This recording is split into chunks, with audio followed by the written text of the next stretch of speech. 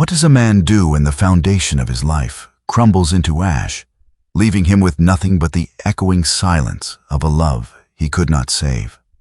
I ran to the very edge of the world, burying myself inside a rusted tomb of forgotten steel, fully intending to let the shadows consume me, until the past reached out from beneath the floorboards to hand me a hammer. Please support our channel by subscribing, and let us begin this story together. I, Caleb, a combat veteran who had once navigated the most perilous terrains on Earth, found myself utterly dismantled by the quiet, sterile room of a civilian hospital. When the monitor flatlined and I lost my wife to an illness we could not fight, the man I used to be died alongside her.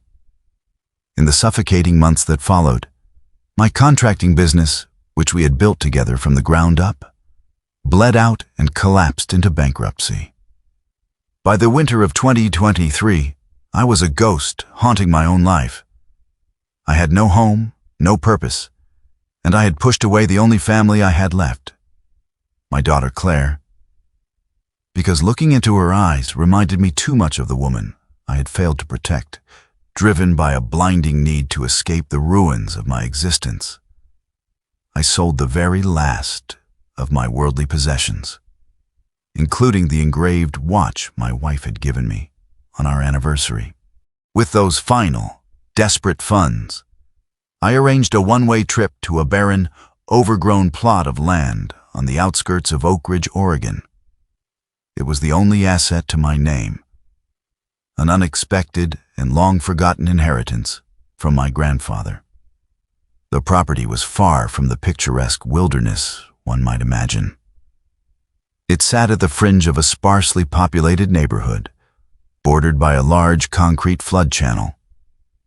Resting in the center of the waist-high weeds was a decommissioned streetcar from 1948. Decades ago, my grandfather had managed a railroad maintenance crew, and this heavy iron shell had served as their rest cabin. Now, it was a decaying monument to forgotten labor.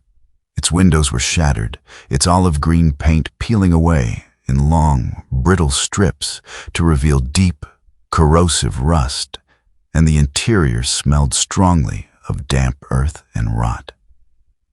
It was exactly what I believed I deserved. In those early days, I locked myself inside that freezing iron husk. I refused to walk to the edge of the property to reconnect the old electrical box or the municipal water valve. I wanted the cold. I wanted the darkness. When it rained, I placed rusted buckets under the leaks in the metal roof, surviving on the metallic-tasting rainwater. I sat on a broken wooden crate wrapped in a damp sleeping bag, staring at the shadows as they stretched across the floor. I was punishing myself, starving my body and freezing my bones, waiting for the day when the last spark of my spirit would quietly extinguish. But a soldier's survival instinct is a stubborn thing, and the universe has a strange way of intervening when you reach the absolute bottom. One freezing morning, I paced the narrow length of the streetcar to generate some body heat.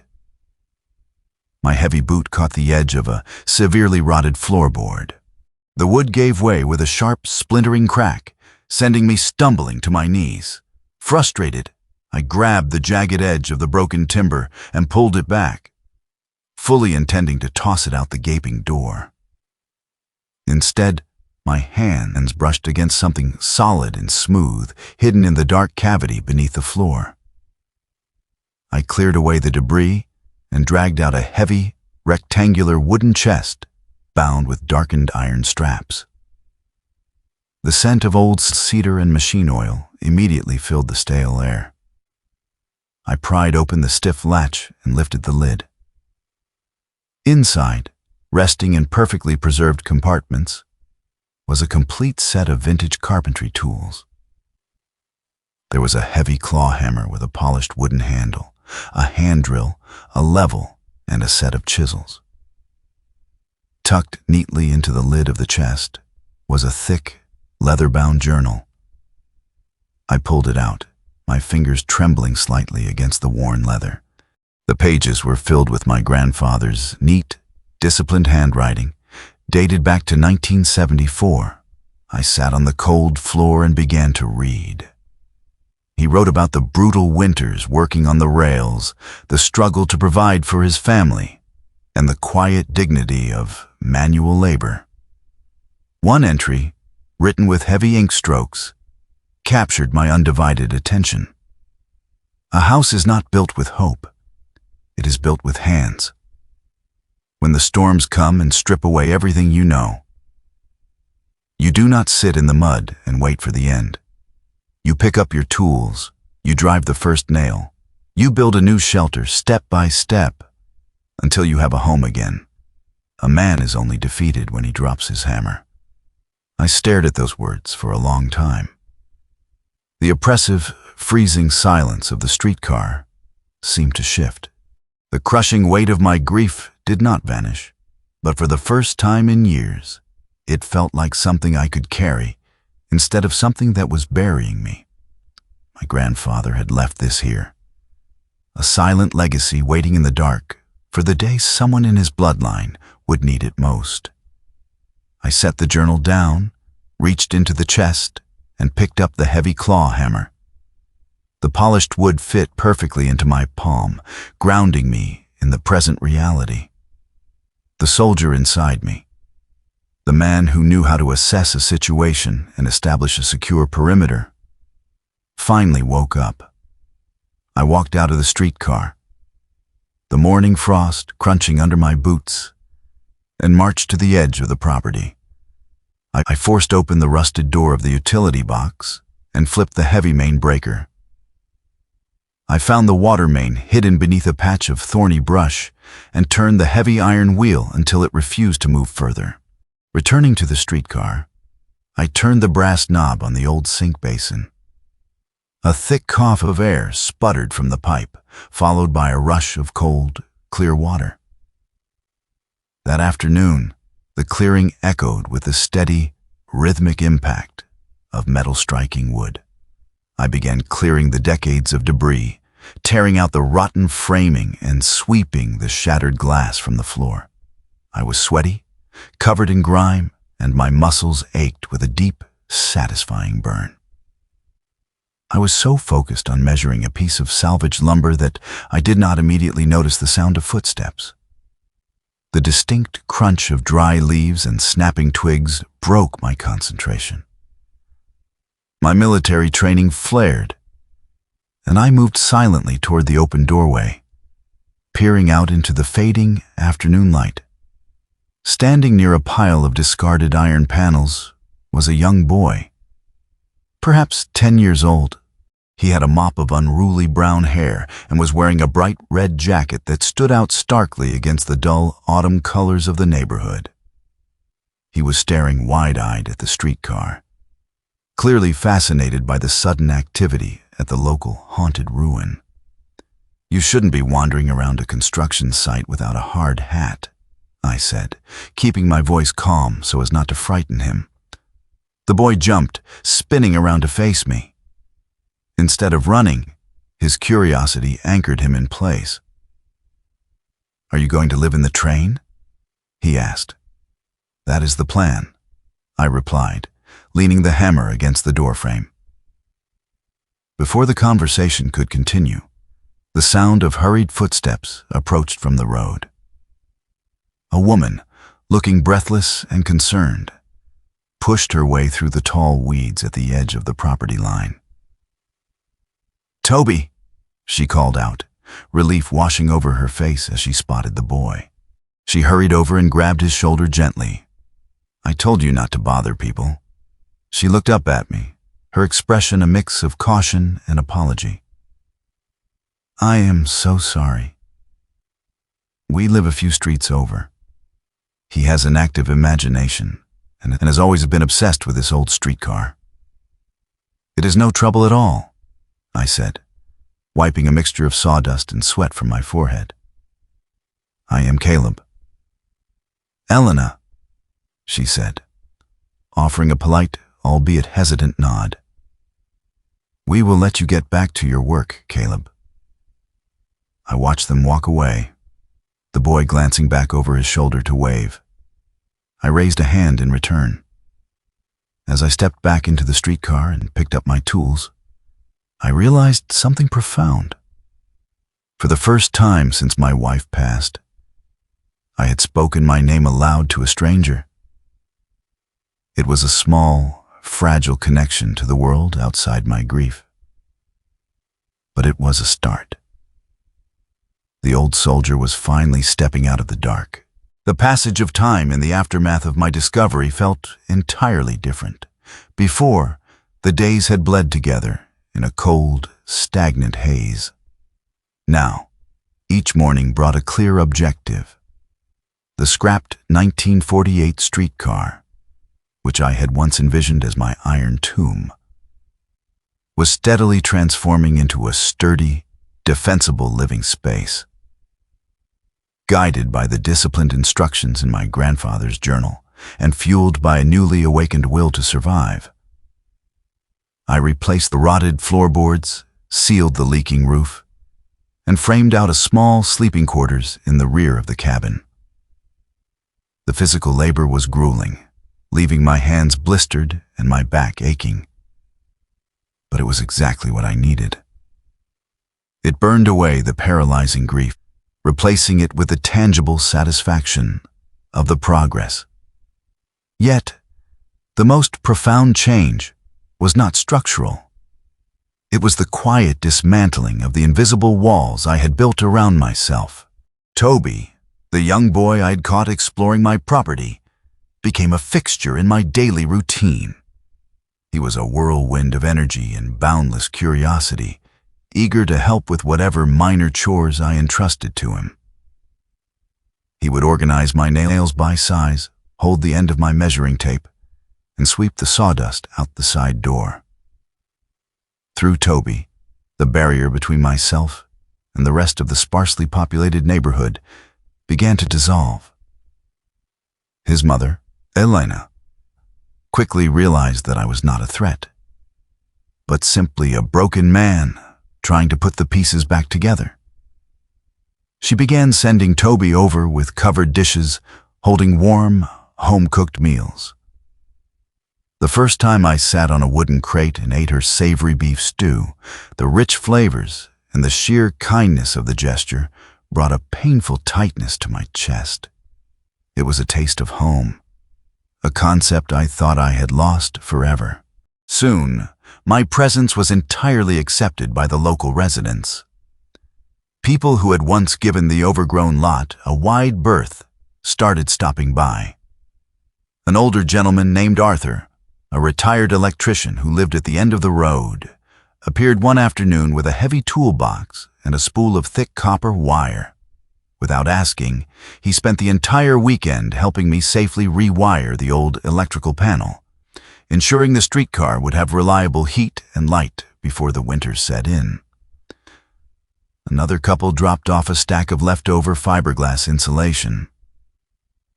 I was no longer a ghost haunting the outskirts of Oak Ridge. I was a neighbor.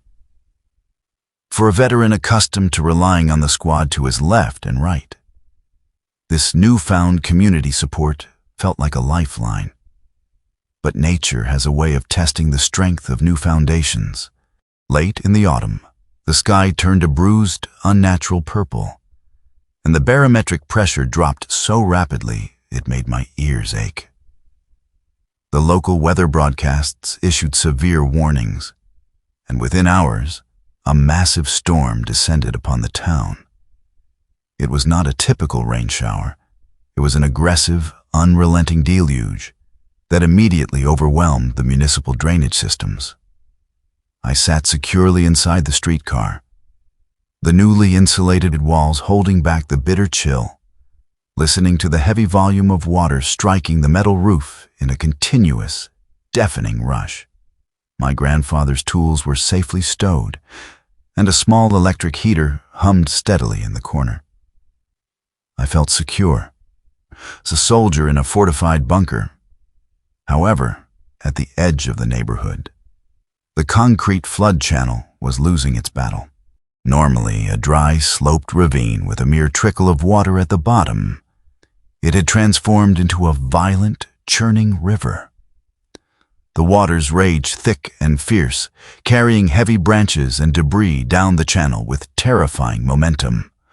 I was pouring a cup of coffee from my thermos when I heard it. It was faint at first, easily mistaken for the howling wind. But my military training had conditioned me to filter through environmental noise to identify human distress. I set the thermos down, stepped to the heavy glass window, and peered out into the gray, driving rain.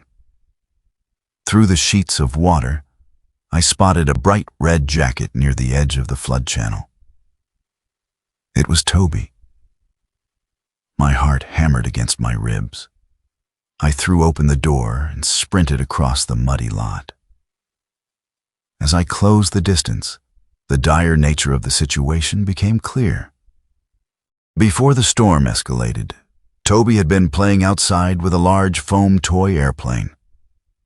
A strong gust of wind had ripped it from his hands, lodging it securely in the skeletal branches of an old sycamore tree that leaned precariously out over the concrete embankment.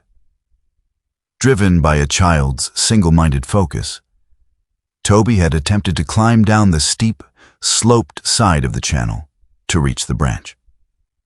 The sudden torrential downpour had rendered the aged concrete incredibly slick.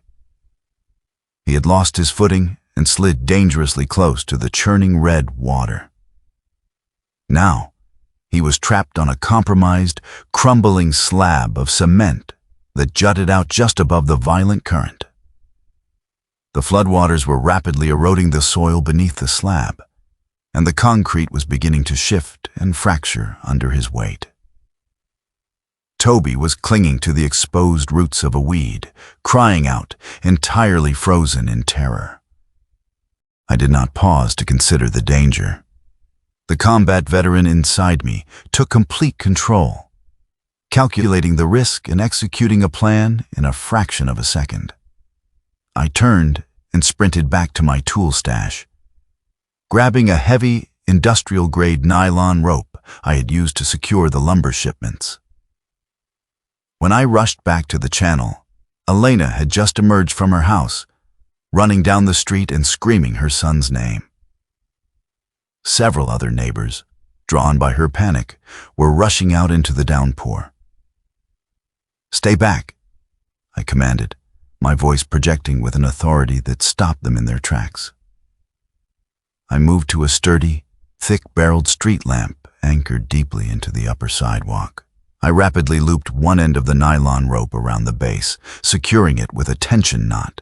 I took the other end, wrapped it tightly around my own waist, and fastened it with a secure bowline. "Elena, Arthur, grab the slack," I shouted, tossing the center of the line toward the arriving neighbors. "Brace yourselves and do not let go." Without waiting for their reply, I threw myself over the edge of the embankment and plunged into the freezing water. The sheer force of the cold drove the air from my lungs in a violent rush. The current immediately gripped my legs, pulling at me with the strength of a freight train, attempting to drag me down the channel. I fought with every ounce of strength I possessed, digging my heavy boots into the submerged concrete, using the tension of the rope to angle my body against the churning red tide. The water battered my chest, throwing heavy debris against my ribs, but I kept my eyes locked on the bright red jacket. "Toby, look at me," I roared over the noise of the rushing flood. The boy turned his head, his face pale and streaked with rain and tears. The slab beneath him shifted violently, the concrete fracturing further. "Reach out your hand." I pushed myself deeper into the fierce current, straining against the rope. The water was rising by the second. Toby released his grip on the weeds and lunged forward, extending a small, trembling hand. Just as my fingers closed securely around his wrist in an iron grip, the cement slab gave way entirely. It sheared off from the embankment and crashed into the violent torrent. Gravity and the sudden force of the current yanked Toby downward, but I threw my left arm around his waist, pulling him tightly against my chest. "Pull!" I screamed toward the bank.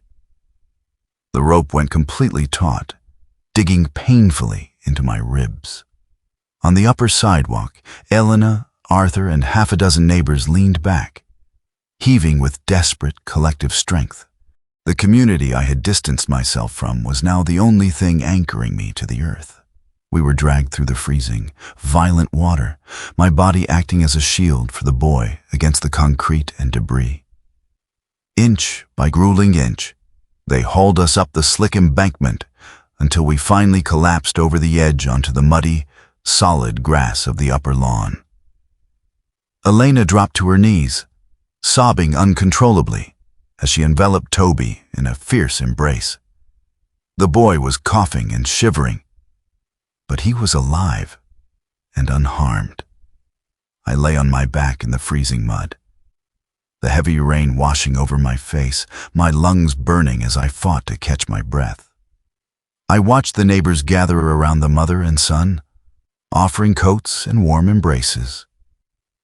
I had saved the boy. I had done my duty.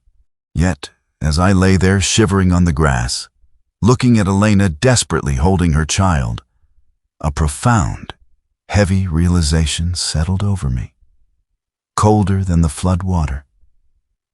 I had risked everything to save someone else's child.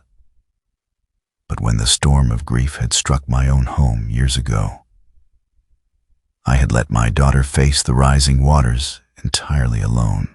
In the days following the severe storm, the atmosphere in the neighborhood shifted dramatically. The 1948 streetcar was no longer viewed as a rusted eyesore. It had become a beacon, a warm gathering place for the community that had banded together on the edge of the flood channel. People began calling my home the Station of Hope. Elena often stopped by with Toby, bringing fresh baked goods, while Arthur would bring a thermos of strong coffee to share as we reviewed his electrical handiwork. They looked at me with deep respect, calling me a hero for diving into that freezing water. But every time someone praised my bravery, a heavy, suffocating weight settled in my chest, turning their kind words to ash. The moment I had held Toby tightly against my chest in the raging currents, fighting the pull of the water to bring him to safety, a bitter truth had fractured my carefully constructed defenses. I had possessed the courage to risk my life for someone else's son without a single second of hesitation. Yet, when the true storm had hit my own life in the year 2019, I had been an absolute coward. When the medical monitors fell silent and my wife slipped away, I did not stay to anchor my family. I had fled. I buried myself in construction contracts, working grueling hours to avoid the agonizing silence of our house. In doing so, I had left my daughter, Claire, entirely alone to navigate the devastating shock of losing her mother during her most vulnerable teenage years. She had needed a father to hold her against the rising tide of grief, and I had simply walked away. The realization gnawed at my conscience until it became unbearable. I knew that rebuilding a physical shelter from scrap metal and old timber was useless if I remained a fugitive from my own family. A crisp spring morning arrived, marking a date that had been etched into my heart but ignored in my actions. It was Claire's 22nd birthday in the year 2024. I sat at the small, sturdy pine table I had constructed from salvaged lumber. The morning sunlight streamed through the newly installed glass windows, illuminating my grandfather's weathered journal on one side of the table and a single blank sheet of paper on the other.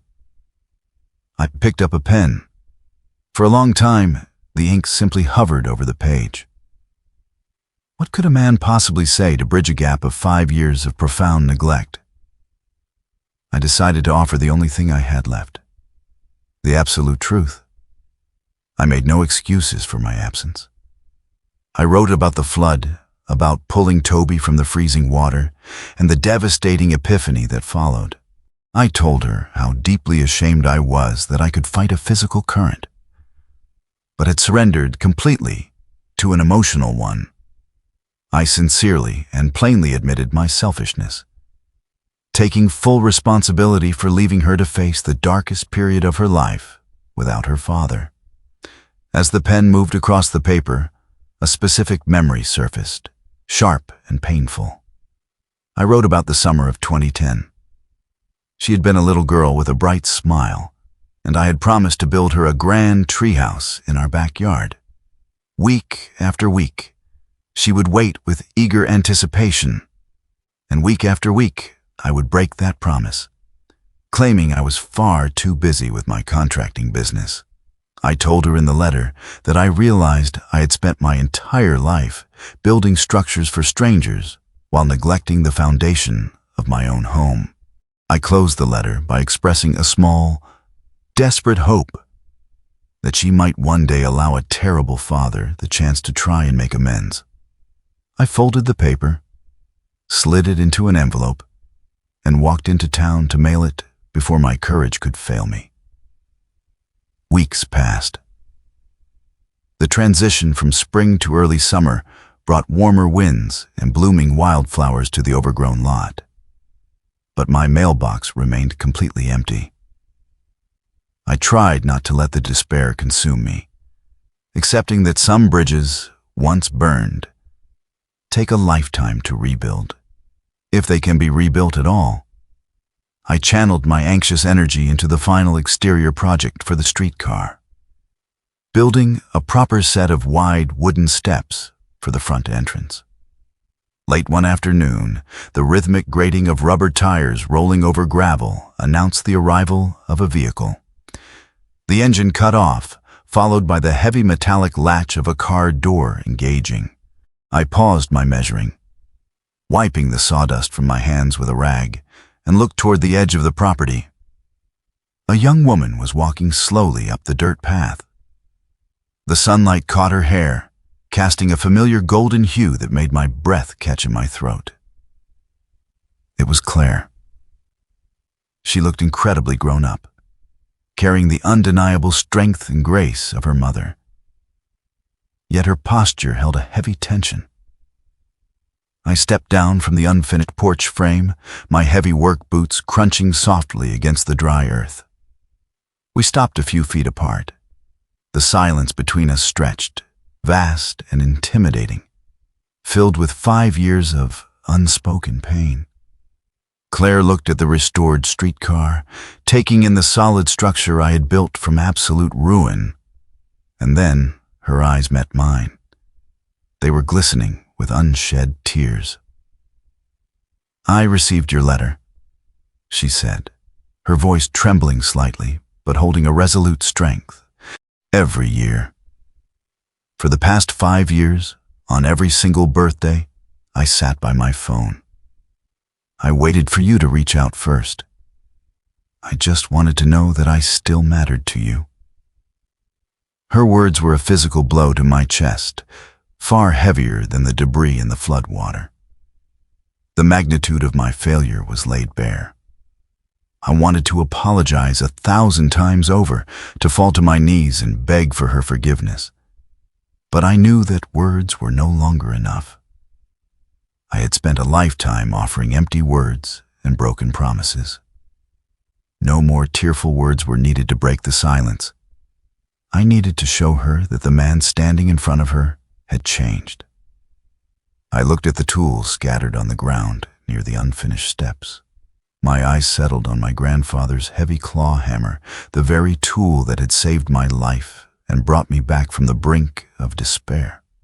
I stepped forward, slowly closing the distance between us. I reached down, picked up the weathered hammer, and held it out toward my daughter, offering it handle first. "I know I owe you a treehouse from a long time ago.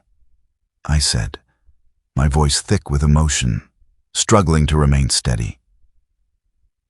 I cannot build that today, but right now, I really need help finishing these front steps, if you are willing.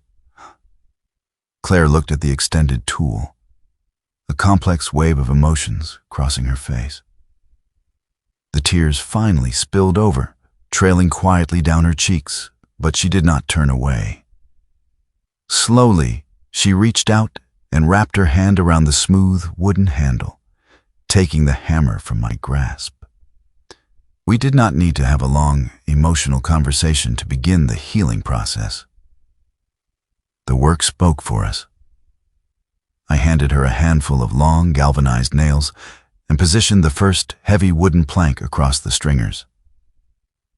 We began to work. The sharp report of metal driving into timber echoed across the quiet property. A steady, rhythmic cadence that seemed to shatter the thick layer of ice that had encased our relationship for so long. With every nail she drove home, with every piece of wood we aligned together, the distance between us narrowed. As the sun began to set, casting a warm, golden glow over the Station of Hope, I stood shoulder to shoulder with my daughter. We were finally rebuilding our foundation, and for the first time in my life, the weary soldier inside me was truly home.